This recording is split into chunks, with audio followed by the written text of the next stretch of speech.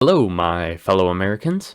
I'm here to give you a quick recap of the election and let you know what's to come in the good old US of A.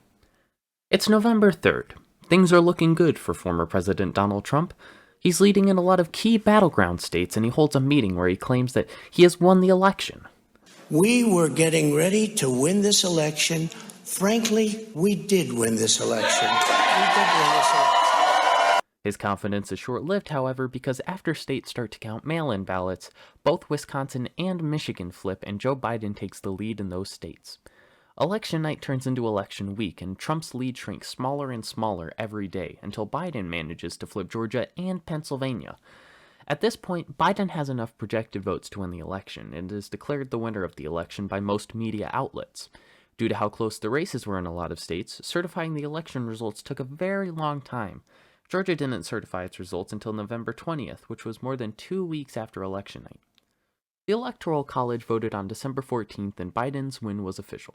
Biden ended up with 306 votes to Trump's 232. Biden was inaugurated on January 20th and is now the President of the United States.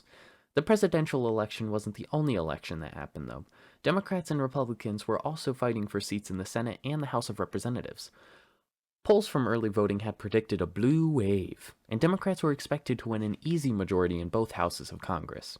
This blue wave ended up being more of a blue puddle, though, and Democrats ended up losing a lot of races they were expected to win. Democrats still had a decent majority in the House of Representatives, but were still fighting for control of the Senate. Before the runoffs in Georgia, Democrats were outnumbered in the Senate 48 to 50. Georgia had a runoff election for the last two Senate seats, and that didn't take place until January.